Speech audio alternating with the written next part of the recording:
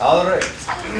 Having all members present, I would like to call the meeting to order. If I could get a motion Motion. and a second. Second? All those in favor? Aye. So, today's meeting is going to be a little brief because I have been traveling for work and have not been able to do the square footage assessments that I wanted to have for today. So, what I would like to get accomplished today is simply setting our tasks for the next meeting, updates from the individual members, and setting the next meeting date. So, with that said, my meeting update is that I did not get my work done. John, you mentioned a little that you've had some good conversations, and so why don't you give a little update there? I had opportunity to speak with Council on Aging directors at both Amesbury and Rowley, and have connected with Kevin Hunt to walk me downstairs to his counterpart in the COA at Newburyport. But I've had conversations with all three of them, and the common denominator is they're housed within senior centers. Senior centers bringing in a high level of participation and unquote from all three of them, not necessarily people from Amesbury, Rowley, or Newburyport. Newburyport, as Cindy and I have talked in the past, is a born-again Pentagon. And it's got lots of entertainment value, and people come in from all over for indoor facility entertainment, pool, ping pong, all the above. It's just a structurally beautiful building, and the VSO is also in the same building at Amesbury and same building at Newburyport. Not so at Raleigh, obviously. And VSO is, I've not met with the COA in Ipswich, but I've been by the offices, and they're replete with a studio, almost a film room, movie film room, and a beautiful cafeteria downstairs. And the VSO is up at the far end of the building, in the back of the building, and I've been there for a couple of meetings on my own stuff, and have taken the time to walk into the COA in Ipswich, not met the director, but walk in and enjoy a chance to observe. Those are large, spaces in large towns with, quite frankly, a large commercial base.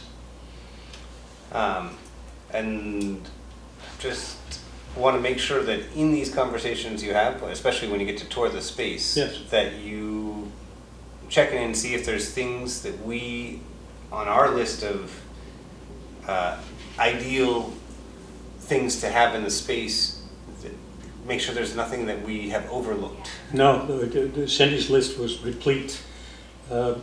Deep sink, personal kitchen, access to a conference room, access to private conference room for the VSO, or the folks who come in and talk tax and CPA aspect, and all of the elements that we perused on that list weeks back. They all have them in spades, including an ample personal lunch space where you can bring in 50, 60 people and cater it on place. And we're looking at a new location or adjacent to, I found the square footage discussions with Eric, and the idea of 7,000 square feet being accomplished between two entities, personal and then adjoining, and to make sure the synergy is uninterrupted and perfect. And it also gives Cindy and her staff a measure of camaraderie with other town officials, yes, and directors, and rather than isolated on some single location somewhere. None of these people are isolated. You can get on the elevator or jump on the staircase and meet every town representative or many of them in the same space. That's got to be comforting. Excellent. Do you have any updates for us?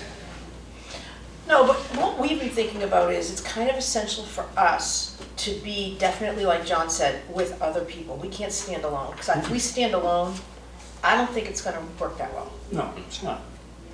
Yes. People come into your spot, having left Gretchen's Oh, spot to absolutely. do business, or Diane's spot to do business, or I just went in and asked about what are my restrictions in the neighborhood for putting in a generator? How far from the street, how far from the neighbors, et cetera, et cetera. And were I, needing COA, I walked by you twice, in and out. And so that synergy is important. People need to, so in the post office is walking distance. Right, when we were at the school, nobody stopped by. It That's was rare.